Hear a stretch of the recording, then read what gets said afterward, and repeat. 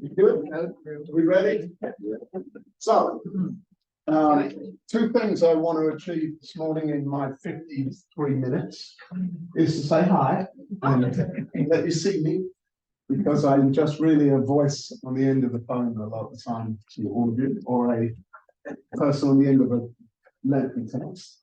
But my goal this winter is to get out. Winter, feels like it, is to get out and see as many of you as possible and make sure that you feel comfortable to call me when you have a problem. I am the problem person. Feel free to call me other times to just see if I'm still alive. But mostly, my role is really to keep you out of trouble. And prevention is the best kind of cure, or better than the cure, whatever it is. So, if you feel like the wheels starting to wobble on your carriage, then give me a call, and then I can make sure that I can keep you on track on the transaction. As the market contracts, I find, and I've been through this, I've been doing this I've been in real estate for most probably around real estate for about 14 years. So I've been a broker overseeing agents for about 8 years. And prior to that, I did a little stint as a real estate agent so I could understand why you're so crazy. and yes, you're crazy. But I understand what's going on. We've got to get to that closing table. That's the goal. And I'm very mindful of the fact that my job is to get you to the closing table and help you get paid. What happens when the market contracts is we end up, because you will find that there will be some desperation on the other side. That agents will shortcut things and be more focused on the paycheck than they will on the process of getting there. So you'll find that you'll be dealing with buyers agents who just afraid of stuff because they're just not focusing on the transaction itself, but they're focusing on just getting paid, and will cut corners and do silly things. And the same with listing agents will start to get a little desperate. And I'm painting a bleak picture. We're not really in a bad market. We're in a fairly good market considering what's happened is comparatively, and you can tell me, you'll know better than me, but comparatively compared to 2022, it's down. But compared to 2018, 2019, it's kind of okay. It's not so bad. But we're comparing apples to oranges. But we then had a lot of new agents come into the business, so the market is flooded with real estate agents, and a lot of those real estate agents were not trained correctly. So for the last year, the big theme in my life has been trying to help our experienced and educated agents combat some of these crazies that are on the other side. So that's just a little warm welcome to what we're going to talk about. The first thing I want to talk about is the recent lawsuit. Whether it was called Alka-Seltzer versus something. Where did it happen? Where was the lawsuit? Missouri, Kansas City, right? Who was being sued? Burnett, Sitzer were suing who? No. Keller Williams? No. Yeah, it's like, let's just throw everything at the giants of real estate and see what sticks. And we know from, if you read anything, you would have known that Remax settled early and removed themselves from the suit. Keller Williams and NAR and everyone else stuck in it. And you will know from the news also that that case was appealed. So if you paid attention during civics classes, do you have civics classes? Yeah. You'll know that that case has been appealed, and what relevance does it have for us in Florida? So, anyone want to just see And there's no wrong answer here. I'll say it's wrong, but there's no. Video I think came out from Stellar saying it's acceptable from November 14th for compensation. Right, that 100 cents to zero. Yeah. Yeah, right. Yeah, that's basically the only change we've seen. On one day, we could offer $1 commission to a buyer's agent, and the very next day, the world changed, and we stopped having to offer $1 and could go to zero. I mean, I couldn't sleep that night with the excitement. This amazing, earth-shaking decision made by Stella. The meaning behind it is what I think is crucial, right? Is the industry over the years have kind of been, and I don't want to talk. Everyone here is a Keller Williams Advantage agent, right? Nobody's sneaked in here from. Well, I did open it up to the luxury caravan group, but I don't think anybody can. Okay, so we're all friends. So we're good. We don't want no luxury caravan people. Is it a luxury caravan? Yes. Oh, it's like an Airstream. Oh, Oh, you mean? no, seriously. I know what. Any different sauces. I know what you mean.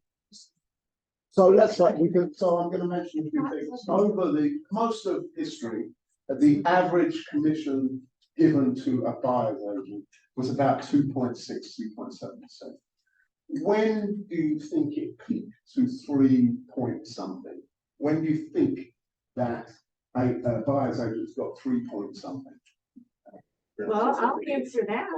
I can tell you 32 years ago, when I first got into business, am I allowed to say it? We're all friends. Okay, the commission was 10% on land, split evenly between the agencies, and 7% on homes. Wow.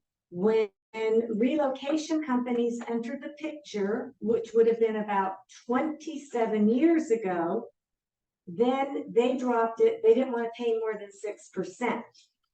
And a previous brokerage did a lot of relocation that I was with. And because of that, within a year of that averaging at 6%, the regular listings, regular people, normal went to 6. So that lasted a while. Okay. That lasted a while. I don't remember that far back. Thank you. In recent history, when have you seen always everyone was offering 3 or 4%? 2012 was it? Yeah. That's right. Why were we doing it? Because we couldn't sell houses. Right. And the only thing that can sell houses was to offer people, agents, to see if they could attract the attention of the agent to bring a buyer to that property. Okay? Builders were offering Mini Coopers. Yeah. Do you remember? There was always a Mini Cooper. Who wants it? My wife. Me, I want to go up and down the stairs. Yeah, yeah. But they were offering Mini Coopers. They were offering a BMW. They were offering all this stuff to get us to $10,000. Did it affect our ability to sell houses? Did you get in the car, and for those of you that were alive, get in the car and say to the buyer, we're going to go out and look at some houses today. I want to show you this stinking pile of poo that I'm going to get 5% if you buy it. Yeah. The buyer is going to say, well, this is the house I want to see. And we would look at the MLS and oh, God, if you buy this one, I'm going to get X amount and a Mini Cooper, the BMW. I'm going to get all this stuff. But we couldn't say to the buyer, oh, no, I don't want to look at that house. We couldn't really see it. People are not that dumb. So, what's changed? Have any of you ever seen $1 offered as far as I can? Yes. Yes. I see it. I don't see it in Orlando, but in the in San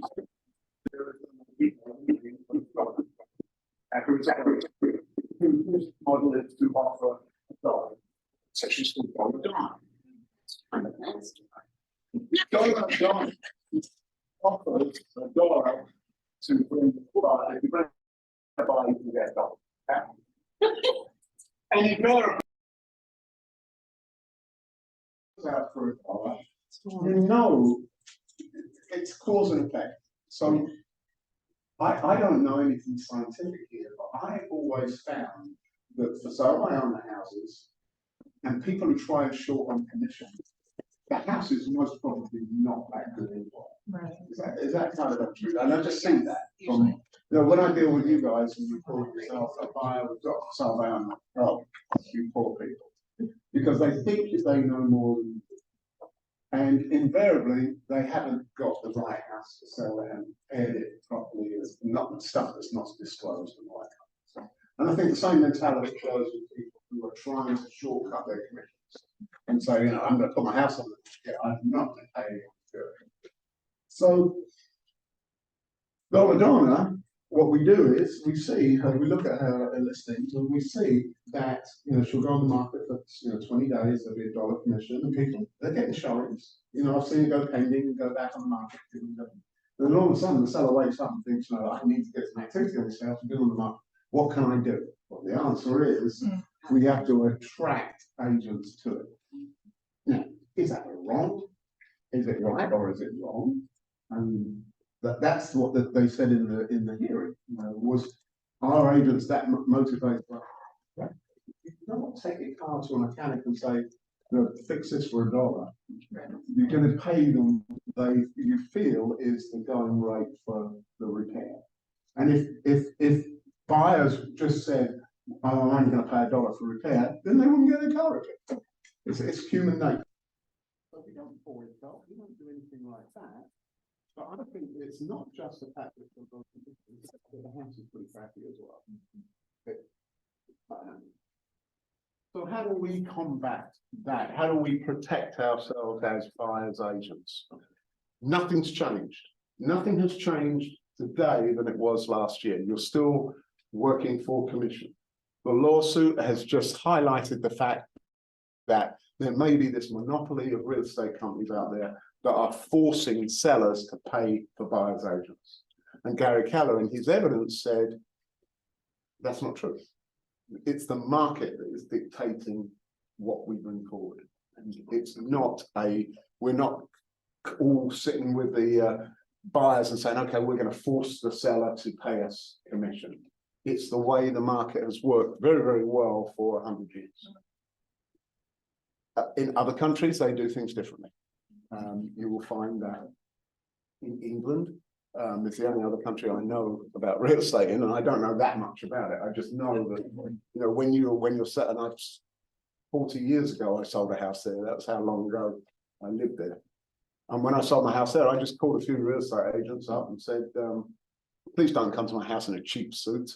They all wear cheap suits. We dress nicer here. Real estate agents over there are known for their cheap suits. I'd say to them, I want you to sell my house. I will pay you £500, which is $600, $700, if you sell my house. And they say, no, we want to charge us. Okay, thanks. And then I'd just call another one. And then I'd find 3 real estate agents that were willing to find a buyer for 500 quid. Like 3 of them would come round and they'd stick a for sale sign in the yard just in case the person couldn't read the first one, they'd see the second one. So you have 3 brokers' signs in the yard. I've seen 6. They can do that. They don't have exclusivity. So, and then someone would come along and they'd see the house, or they'd walk down the store and see the storefront and say, oh, that house is good to buy. Walk in, and then that broker there, that real estate agent will say, yep, we've got that house listed, we'll take you around, show it. And so they get the money and the other 2 just come and collect their sign.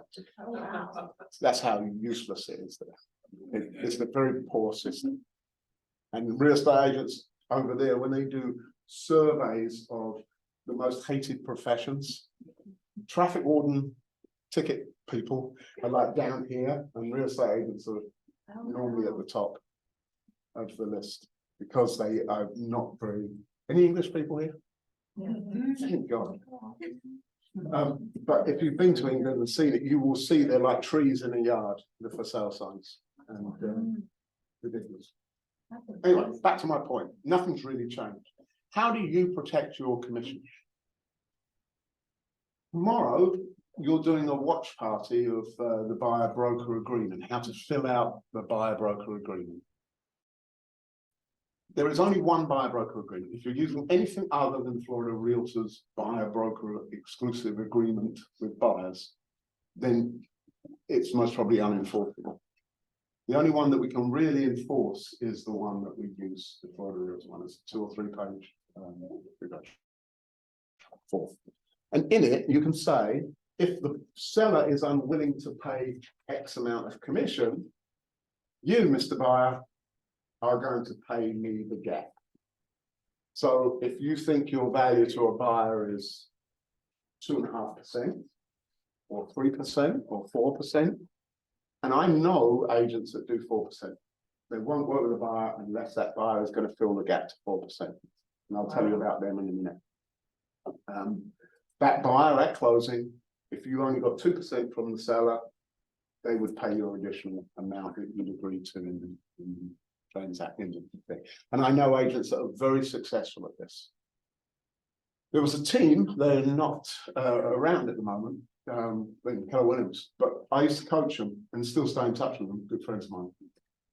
They always said, we are sellers agents. We want to work only with sellers. The only time we will work for a buyer is if we earn 4%. So they said, if a buyer called on one of their listings, they would say, you know, yes, you have, we have this listing for sale. Do you want to take a look at it? And they would say, yes. Do you have an agent? No. Do you want to work with us or do you want to go find your own agent? They'd say, I want to work with you. Okay, come to the office. Let's sit down. We'll do our buyer bits. And then they slip across the buyer broker agreement and say, if the seller isn't paying whatever it is, you're going to pay the additional. And pretty much most of the time, the people would sign that document. Now, what happened when the buyer made the offer? Depending on the market, what would happen? The buyer would say, I want closing costs. So ultimately, the seller would be paying this anyway. So the market dictate, whatever the market we're in will dictate how much the seller's going to spend. There was a time when we were in a massive buyer's market. It wasn't this last little seller's market.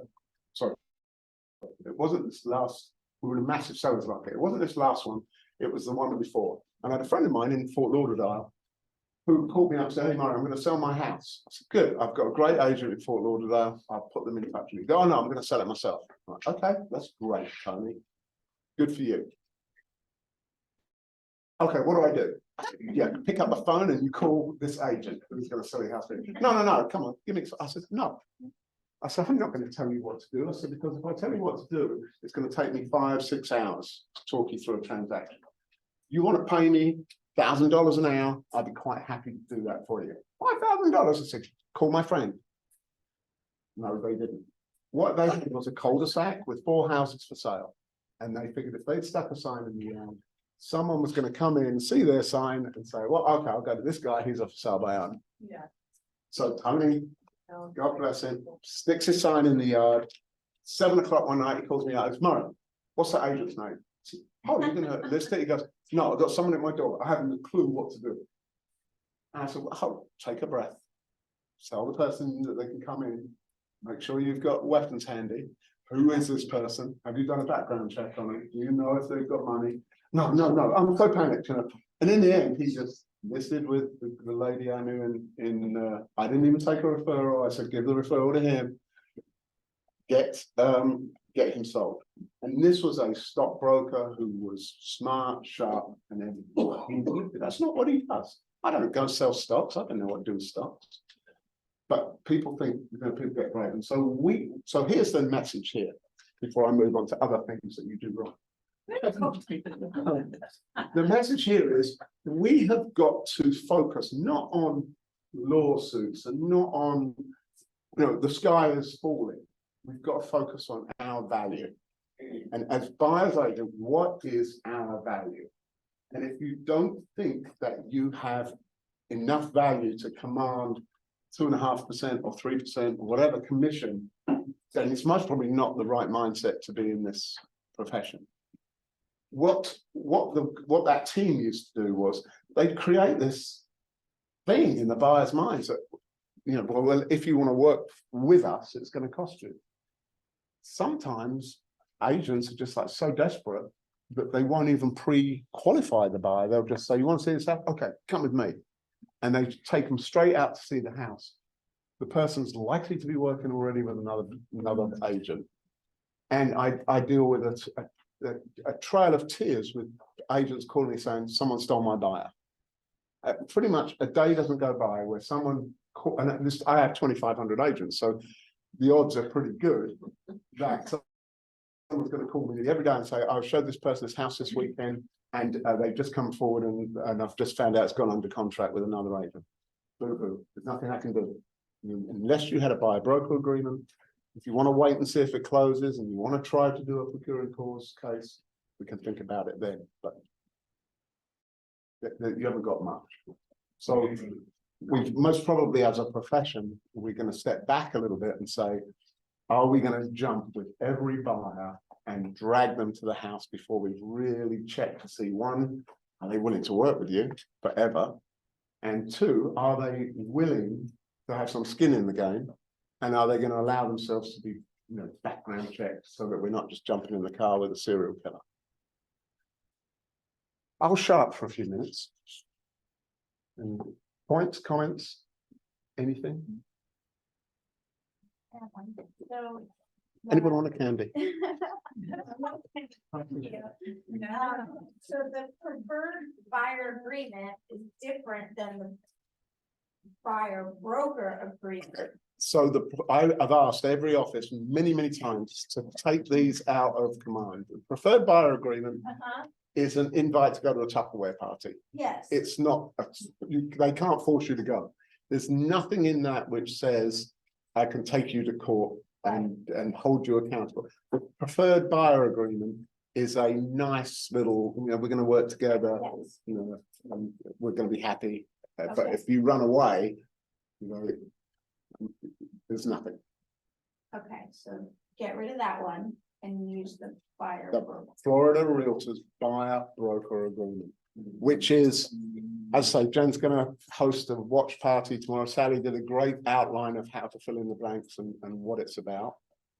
That's something I can't do. I get thoroughly bored with that, but I can answer questions on it, but I don't want to sit there and tell you how to fill it out.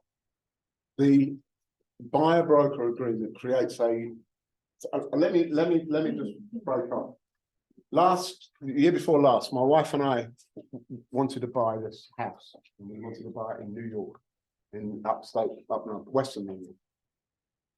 I went up there, typically, and brokers and real estate agents are the worst people in the world. We're like the, you know, the mechanic's car. We always mess up our own stuff. The cobbler's shoes. We never look after our own stuff as well as we do other people's. So my wife and I went up there. She was a broker. She got a broker's license, and we wandered around, looked at houses. She went on this little KW app, and that's a house there, and blah blah blah. And we looked, and we found the house we wanted. So the first thing I did was I called the listing agent, and I'm thinking Florida, you know, call the listing agent, get some information. I called the listing agent, and I said, "It's from Hunt Realty. If ever you watch the Buffalo Bills games, Hunt Realty is the big banner at the end zone. They're a massive real estate company out there, privately owned." And I called them, and the agent said to me, "Yes," she said, "I'd love to show you the house." So I said, "Okay, we're here for a couple of days when it's convenient for you." She said, "I can be there in a couple of hours if you want." So I said, "Okay, let's go." Met with her, and she said, "I'll open the door for you. You can wander in, have a look around." I had a look around and said, "So what do we do if we want to put an offer on this?" She said, "Who's your agent?" So I said, "We actually don't really have it. We have licenses in Florida, but we haven't picked anyone up here." And she said, "Okay." She said, "Well, do you want to do it yourself?" I'm like, "No, I don't know what I'm doing. This is New York. It's going to be scary." So she said, "Well, I can write the offer for you if you want." And I said, "That'd be great. Thank you." So that I can read it afterwards and make sure it's all right. So we sat down, and she just said, "Well, how much do you want to offer?" And I said, "Well, we're going to offer this." And she said, "They're not going to take that." "Okay, how about this?" "Yeah, okay, let's see. You know, we might be able to get them down." Then she threw a load of paperwork at me that said, "I'm not working with you. I'm just merely filling out this contract with you. And if you need to know anything, I advise you get an attorney, blah, blah, blah, blah. So I said, hold on 1 second. I said, do you not do transactions? Which some people do, so I wouldn't. And ultimately, we ended up having to get an agent just to look over the stuff for us and make sure everything was there, because I haven't a clue what forms they use or anything. I didn't do anything enough to deal with Florida, let alone worry about that. But I, in thinking about it after, I thought, what a fantastic way she handled this. There was no, you know, she got paid the commission. There was money offered if I'd have gone with an agent myself, there would have been commission for that agent for finding. But because I went on my own, there was no other commission being earned by anyone. If I'd brought an agent along, I would have had to have paid that agent. I did. I paid an agent a couple $100 just to take a look at it and make sure I was all right. But it was such a different experience, and it was almost like there was no desperation in this agent's. You know, she was totally representing the seller. When I asked any questions, she said, "What?" She said, "You can read about that in this document here." There was nothing given. So our transaction. When I told her that we became friends and we're still taking us to stay in touch, but when I told her what we do in Florida, she was horrified. How can you represent the seller and how can you represent the buyer in the same transaction without there being a conflict? I said, well, we do it all the time because we're not actually representing the buyer and the seller, we're representing the transaction. And unfortunately, agents forget about that all the time because they take sides and really they should be just trying to get the whole thing to the closing time. Good. You're very quiet because we're talking about commission. But nothing has changed. If you read what's it called, white coat lab agents, things on Facebook, just delete all that nonsense. There are so many agents out there just talking about nonsense about this lawsuit. There's attorneys holding seminars about this lawsuit.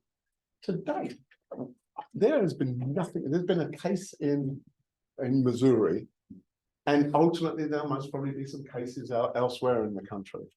But nothing has changed other than the 100 cents that Stella has said you don't have to offer $1 anymore. You can now offer a zero. That's the only change that's been.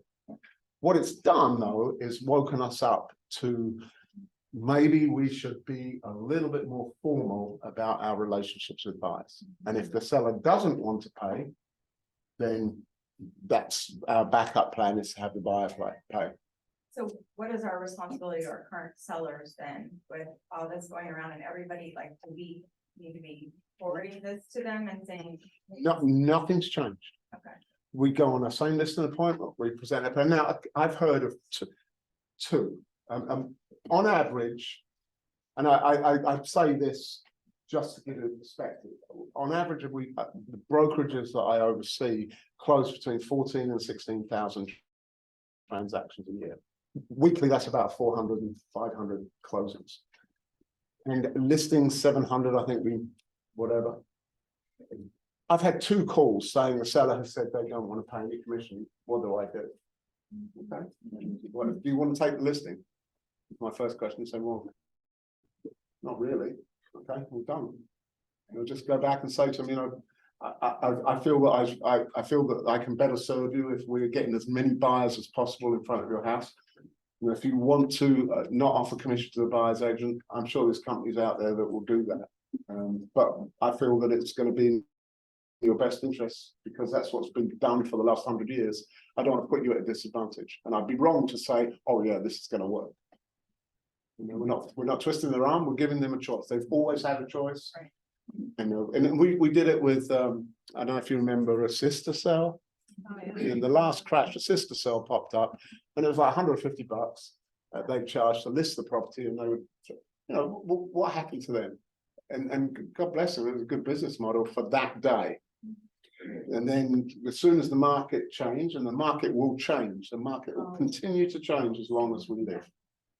It's not going to work, and then so they went out. So the tried and tested models have been: we list your house, we charge you for all the marketing that we're going to do, and in order to encourage buyers and to come forward, we will talk to them and say to the agents, you know, this is what we're going to buy.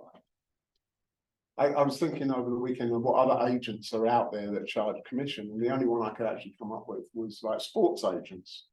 Now, if the Buffalo Bills, I've said that now, you will all be fans by the end of this, it's subliminal.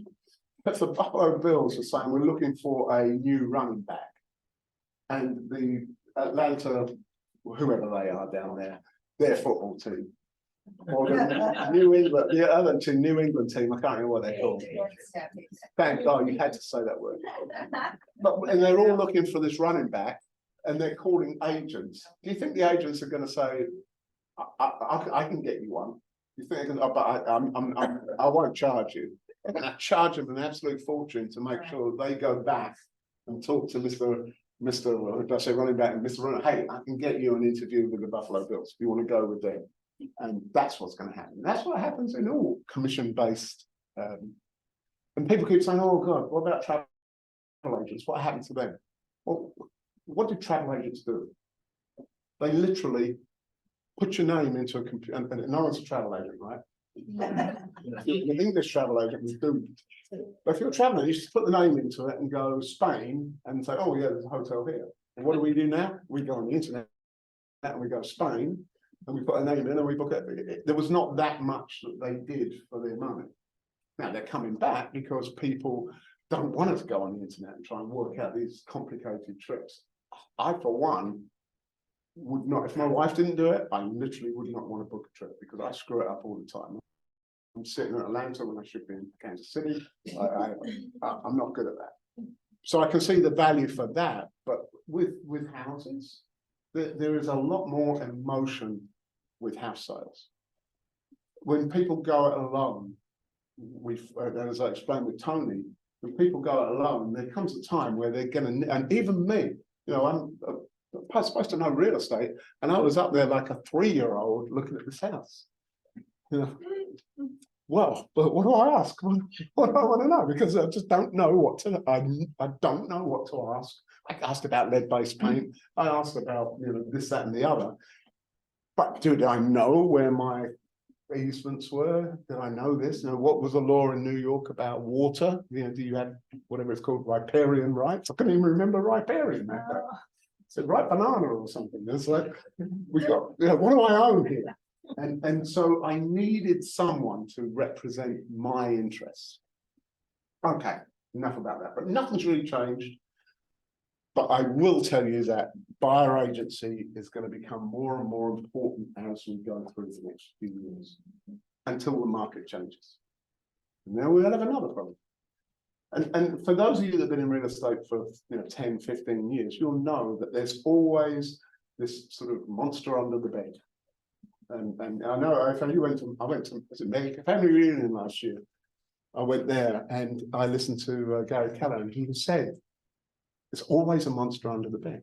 Whatever stage we are in real estate, there's always that monster, whether it be REOs, foreclosures, whether it be competition, whether it be this lawsuit. There's always something. I'm never in the history of me being involved in real estate has there not been a monster under the bed that's about to kill us, and we're still standing. I'm still standing. Just okay. Any more questions on that? Fearless Mother? Thank you. Was seller required to make the change because of the No. lawsuit outcome, or do they voluntarily? It's volunteer.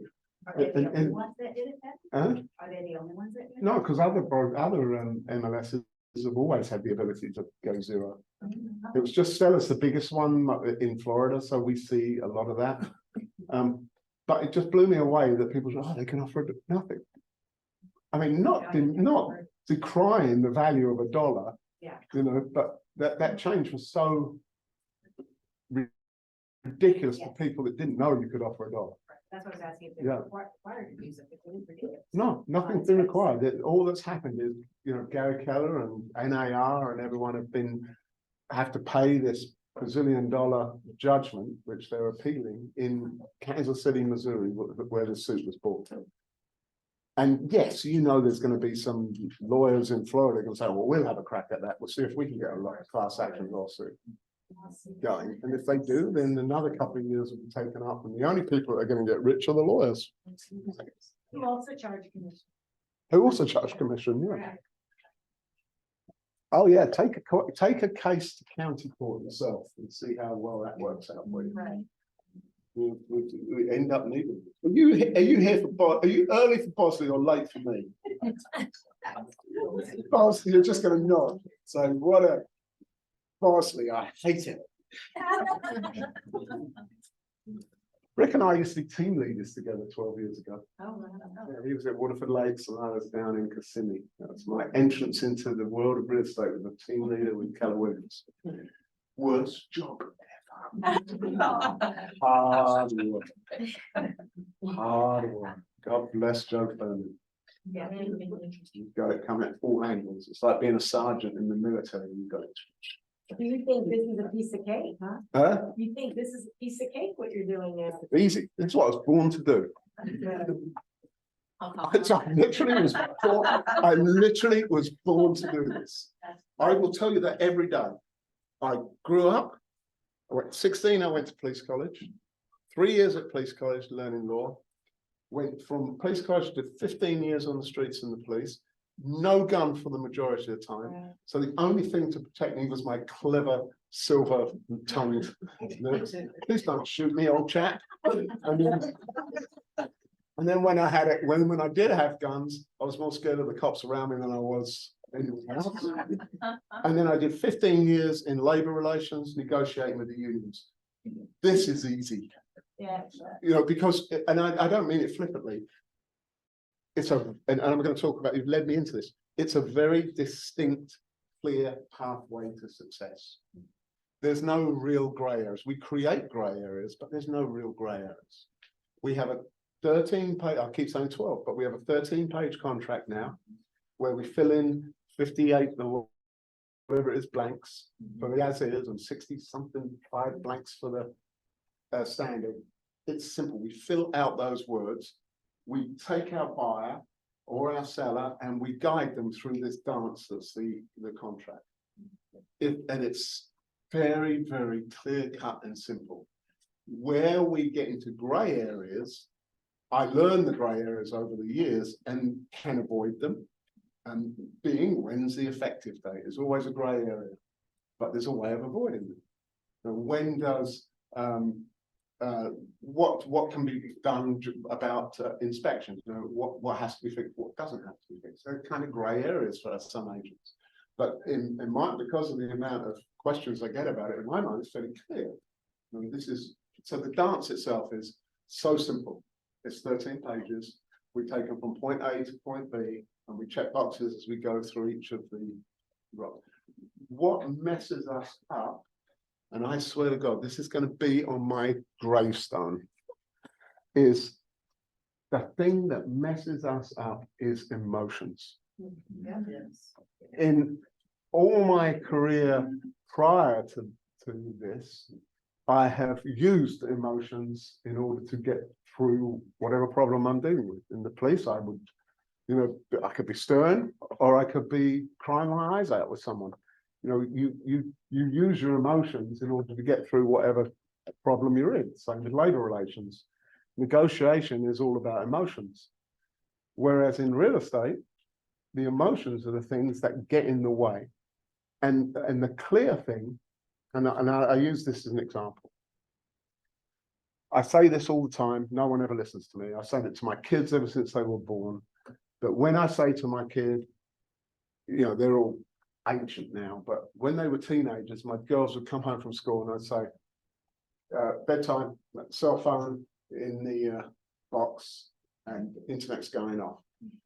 But Dad, so what, you know, what do you want to do? I want to have my cell phone. There may be something happen in the night that I need to answer. And I said, can you give me an example of the time when a 15-year-old girl is going to need to answer the phone at 3 o'clock in the morning? Are you a volunteer firefighter that I don't know about? Are you working in the emergency room at the hospital in Newton? Tell me. And they would just cry and throw things around because they had no knowledge, therefore they fill that with emotion. Same as real estate agents. Same with anyone. When we don't have knowledge, we use emotion. When I have an argument with my wife, we have arguments all the time. We fight. She hits me, I hit her. It's the worst man. I don't know how I've lasted 30 years. I say to her, what are you doing today, my dear, my sweet love? And she'll say, we're going to go out and we're going to look at furniture. And I'll say, no, I can't. Why can't you? I have got stuff to do. What kind of stuff? Oh, don't keep going on at me. Like, I'm not doing it. So I will fill the void with emotion. If I said to her, I have to strip down the lawnmower and repaint it and oil it and do all the other things, she'd say, oh, okay, mate. And off she'd go to the store. Right. But when I can't make up anything quickly on the spot, then I have to go and look at things. And we do that in real estate. As soon as we don't know what we're doing, we get ugly. And we see it sometimes from I see it from you guys now and again. And when you call me and I'll say to you, hold on. You know, I try and just boil it down for you and try and make you see that the other side's most probably right. And the reason you're upset is because you haven't got all the facts or you've applied them. Because really, there's no reason why we can't just go through. Bosley! These people are not my people. These are your people that I am warming up for you. Yeah, you're my pre-shows. I was like, man, I can't believe everyone would come and see me. You're the headliners. And then they said, well, Bosley's on next. That's why we're here. And we're going to shut the doors to stop them getting out. So that's what happens. You become, so just think about it. When you get into a situation, just think, am I being factual or am I being emotional? And if you're being emotional, then you haven't got all the facts straight. And then that's the time to pick up the phone and say, hey, check me out here. What am I doing? Why am I feeling emotional about this? And what are the facts surrounding the issue that I have?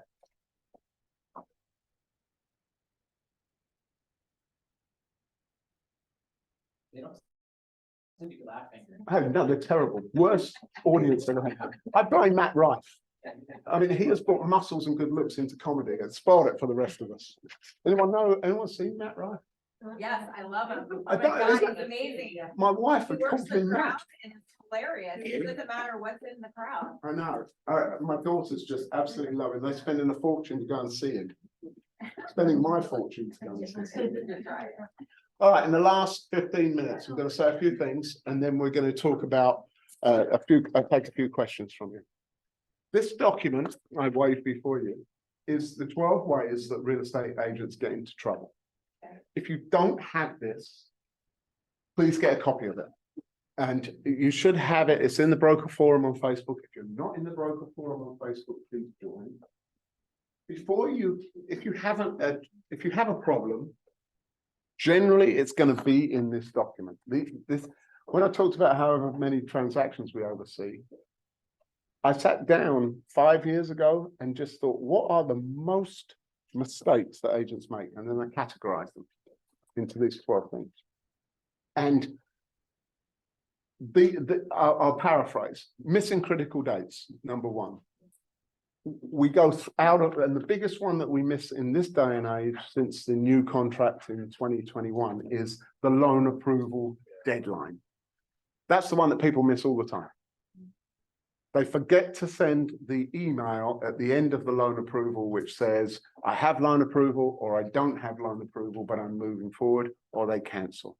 That's the most made mistake when it comes to paragraph 8. At the end of paragraph 8, it says in 8B, 3 and 4, it says a notice will be sent at the end of the loan approval period, which says, and a notice means an email. It's not a text, it's not a phone call, it's an email or a fax or a pigeon or a personal delivery, but not a text. That we have loan approval and we're moving forward. We've still in our heads, all us old people have still got loan commitment. And there's no such thing as commitment in this. No one talks about commitment in this contract. And everyone still wants a lender to say something about denial. Nothing in there at all. Those notices must be sent. If you don't send those notices, your buyer is moving forward as if they're a cash transaction. If you don't send the notice, the seller has 3 days in which they can cancel. So that is the one that's bugging me the most at the moment, because we're now 2.5 years into that contract and we're still losing our clients' escrow, our customers' escrow, because we're not following that that deadline of the loan approval period properly, and we're not understanding that paragraph 8. Next, communication, failing to keep all parties informed on the transaction. Don't use emotional language, we talked about that. Post-closing defects and disputes, a day, a week now, doesn't go by where someone doesn't call in and say, hey, I closed the property 5 years ago and they've just found a rat in the attic. Call a lawyer, nothing to do with us. And once the property is closed, our representation ends. And we can say to them, hey, sorry to hear you're having a problem with this house you bought. Unfortunately, I can't represent you. It'll be a felony of unlicensed legal practice. Therefore, I advise you to speak to an attorney. Love to help you, but it will cause you a lot of problems if I start digging around. Here's the copy of your transaction file. Go get it. Using paragraph 20. Stop it. Stop writing things in paragraph 20. Whatever it baffles me. I don't know how to say it. I've got a t-shirt. I'm going to wear a t-shirt that says stop writing crap in paragraph 20. Unless you have a law degree and you have a license, what you write in there is going to be wrong. The only thing you can write in paragraph 20 that is legal is we want closing costs and prepaid items. It's an asking for something. But the moment you put into writing that one person's going to do this and another person's going to do that, you're likely committing a felony. And the felony is unlicensed legal practice, 50 grand and 6 months in jail, whatever. That's just the start of it. It's a license losing money. I see people write in there, your seller will remain in the property the night of closing. That's like 2 felonies and death. I'm not gonna mention the office because it would be unfair. But it was like no. Look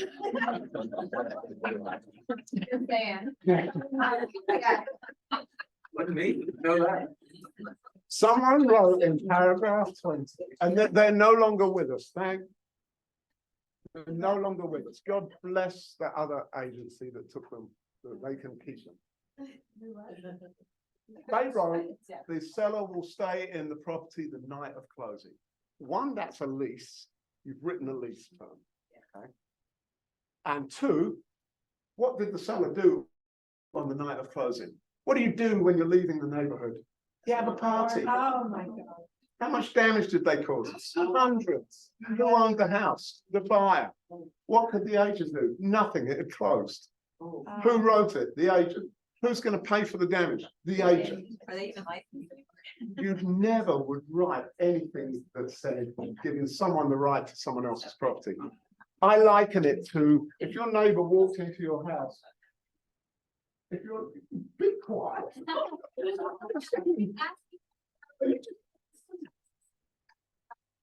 Trying to make sure that lease back and post occupancy, that's not what you're talking about, at least, or does not go to 20. That is post occupancy. You've written basically a post occupancy agreement. That's why you go to jail. I'm talking to Coleman. Address the listing agent accepting terms in paragraph. Exactly the same. If you are failing in your duty of care, if the buyer's agent shoots you an addendum which says, the sellers can remain in the, we allow the seller to stay the night of closing. If they write and say the buyer will move in 3 days before closing, and you then present that to your seller, you are failing in your duty of care to the seller, whether you wrote it or not. So you're all going to go to jail. You're going to be sharing a cell with that agent from Bubba's Bait and Tackle Real Estate. So don't write anything. If you feel the need to write anything in paragraph 20, take a breath. Speak to one of your learned colleagues. If they say, yes, you can write that, call me and I'll take you all down. Okay, so we don't write anything in paragraph 20. Right. Everybody's heard that loud and clear. If anybody wants a post-occupancy period, whether it's 1 day or 10. Or an hour. Or an hour, it must be in a lease form. It's got to be written by someone other than you. Okay, or some of our some of the more senior agents in the world still have those old addendums But that not were Debbie. post occupancy addendum and one's a pre-occupancy. Yeah, that's still invalid. Is that okay? Yeah, they don't mean anything. Okay. They're not, you know. So at the time of offer, you say, I love this. At the time of offer, you say, the seller wants to stay for 2 weeks after closing. Let's use rider U. And in that rider, it says you will go away, young buyer and seller, Right. and you will have an attorney write up a post occupancy. Uh-huh. All that is an invitation to the dance. It's not the dance itself. Yeah. And if you suddenly introduce that in the middle of a contract, whoa, whoa, whoa, because it gives the parties a right to cancel if they can't come to an agreement. Right. So we use it right at time of Yeah. offer. Thought I had clarified that. Right, moving on, boss. Moving on. Yeah. So in Jen and I's contract class, as a matter of fact, Jen is the perfect example, which says there's an addendum for that. There's a rider for everything. There's And you know what, an addendum for everything. on your, your little video about paragraph 1. Never, never, never, ever, ever, never write anything. If you feel you need to, call me and I'll tell you no. And there's always an addendum, pretty much. Now, I see people write, this contract is contingent on the buyer selling their house. Well, Rider V does it a lot better than you writings. And then they'll put in, I've seen right there in the contract, it says, personal property must not be part of this contract. It must be dealt with by an absolute bill of sale. Yet in paragraph 20, I say, you know, all garden gnomes and Disney characters in the yard will convey at closing. What are you smoking? I want some. If you're smoking pot when you write these contracts, have the decency to send me some so that when I'm reading them, I can understand where I can understand where you're coming from. I'm moving straight. Yes, What if we receive a contract and it's written in there? you are a duty of care. Say to the seller, this is not going to work. This is why. Do you want to counter this? And so goes, I'm so desperate, I need to sell this house to this person. Okay, well, that's great, but you're not going to sell your house to this person because we have a contract that's likely to be invalid or voidable. So let's get this right. Do you want to let this buyer come in 3 days early? If you do, let's do it correctly. And then you call up the other end. This is where your skills come in. And you call up the other end and say, yeah, seller's all on board with this person coming in, but this is how we'd like to handle it. Is that okay with you? You don't have to say you're stupid. You don't have to do it. That's not how we do it. You can think it. But, okay. Quick one here. We all know about failing to disclose defects. That's still a big mistake. I still get people call and say, hey, Murray, this has happened. Do I disclose it? No, my answer is yes. It's always going to be yes. If you feel the need to ask me whether it should be disclosed, I'm going to say yes, even if it doesn't need to be disclosed. And then if it doesn't need to be disclosed, I'll explain to you why I think you should disclose it. Because the mere fact that you've asked me should it be disclosed means there's some doubt. Right. I have a question. Yeah. Let's just say we're on the listing side, it goes on the contract, the buyer does their inspection, decide they want to back out, and they share the inspection with us. At that point in time, is the seller obligated to disclose? Yeah. Fine, or you guys, you know, say, Yeah. I'm gonna stop, Yeah. time to the buyer side. And Yeah. I'm like, guys, like, If I was a practicing attorney and I found out that you had the listing report, the inspection report, it would be my best day in court ever. Because I would put you on the stand, I'd be dressed nicer. I'd put you in the stand, I'd be looking at the jury. And I'd say, did you ever have the inspection report from the previous buyer? And you would say, yes. Did you open it? No. Why not? Why wouldn't you have opened it? Well, I didn't want to see if any, members of the jury, we're going to take him down. We're going to put him. I mean, you're dead. If you said, I chose not to, if you use the ostrich defense, that you buried your head in the sand, you're dead. So if and if you said, if that other agent came across and said, yeah, I had the inspection report, but the agent told me not to send it to them. You're going away forever. You're gone. Just disclose it. Yes, it may hinder you selling the house for a little while, but everything is be able to overcome. The story, I don't know if I haven't got time to tell stories, so anyway. But I do know an agent that's, you know, that got a $67,000 fine because they didn't disclose the fact that they knew that the roof had some damage. And they got 67, and the judge said $67,000 today. And the guy said, the agent said, I haven't got $67,000. How much is your house worth? I don't know. You don't know how much your house is worth. You're a real estate agent. Put your house on the market. 67,000. As soon as that sells, court will pay 67,000. That's how it was. Sell his house, gives the person 67,000 because he knowingly didn't disclose. Personal property is always a big one. What stays, what goes. In the handout, I give you a handy dandy guide to going through things with the seller. Is this chandelier staying? Yes. Okay, great. Is this chandelier staying? No. Take it down, get rid of it, or make sure that you put in the contract that that chandelier isn't staying. And that is, my Fridays are spent talking about what's staying and what's going. Because everyone closes on Friday because it's the law. What is it? What is it? The last Friday of the month, my wife, no, actually in my calendar, the last Friday of the month is always blacked out. Do not send me to the dentist. Do not do anything with me on that Friday because all day I'm going to be talking to agents at closings that say, the spa that was in the living room has gone. I tell him, there was a hot tub in the living room. It's no longer there. Really? Where is this house? Is it Donna's house?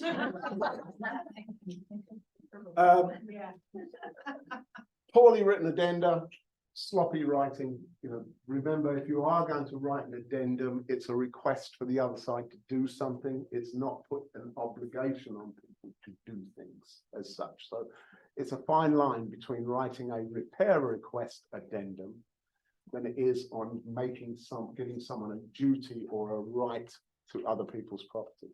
So I want the roof replaced. You use the W rule, and the W rule is what, why, when, where, who, you know, any other W you can think of, so that you've got an exact description of what you want done. The roof's going to be replaced. It's going to be replaced by who. You know, what's going to happen at the end of it? You're going to get the warranties. You're going to get everything then transfer. What type of stuff's going to be used on the roof? As much as you can do. So that if you handed it to Joe Bloggs on the street, what's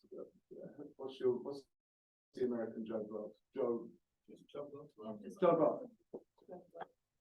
What does this mean? You'd be able to say they're going to put a new roof on, it's going to be golden color, it's going to be done by a licensed contractor, it's going to get permitted and blah, blah, blah. They know exactly what to do. It's like a recipe for a cake. HOA and permits, I'm going to mention them every time I get a chance to.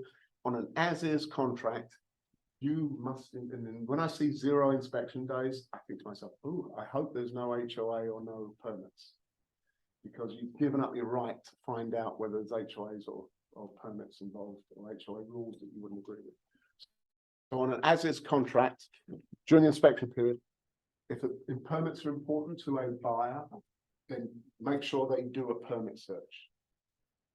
Agents get permits and liens confused all the time. There's nothing wrong with selling a house with thousands of open permits as long as they disclose the ones that they know about.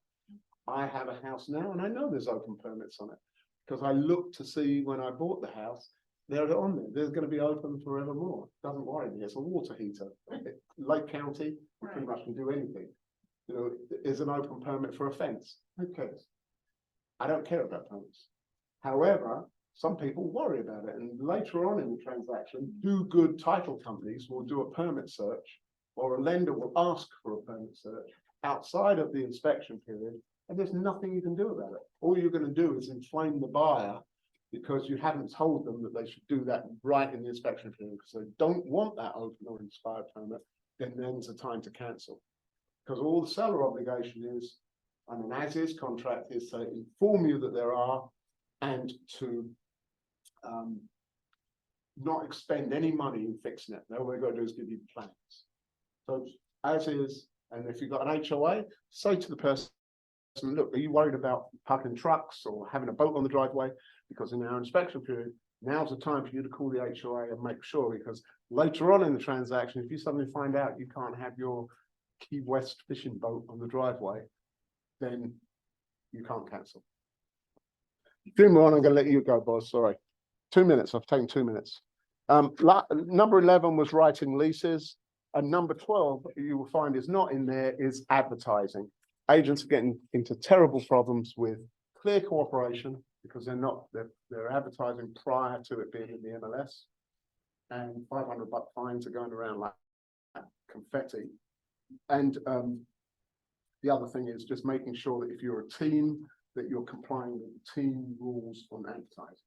That if you're using your team name, that your brokerage name's got to be in the same or larger font than your team name. And the DPR are actively pursuing teams for those advertising violations. That's it for me. Yes. Just real quick, Murray, because I attend your assessment. Right? No, don't upset boss. The listing agreement, you told us, and I'm sure everybody knows, that do not check the boxes for arbitration. Yes. Correct. There's no need, there's two things there. There's no need for you to send your listing agreements to me for signatures. The only thing I should be signing is your exclusions from MLS. I have to sign them because I have to keep a record and I have to date them. But on the listing agreement, where it says, it says broker or authorized sales associate, you're all authorized. You can sign listing agreements on my behalf. There's a box in there that says the buyer and seller, or the buyer and the broker agree to go to arbitration if there's a problem. My advice is not to sign that. Arbitration is expensive and you can't recover legal fees. So I say, don't sign it. I see people still sign it. I've said it enough times that if some people may want to do arbitration, the seller might say, no, I want to arbitrate if there's a problem. But my advice is not to sign that. Rick, come up here, please, because it will remind them just how good looking you are. Very good. What do you got? This is lunch. Oh, cool. You cater. I bring food to my people. What'd you bring? I bring good looks and wisdom. Okay, so you said a couple of times that broker disclosure is a part of our Florida form. I don't know anybody who uses the. No one does. We have a KW form. Which you came in a little late. I'm no judgment.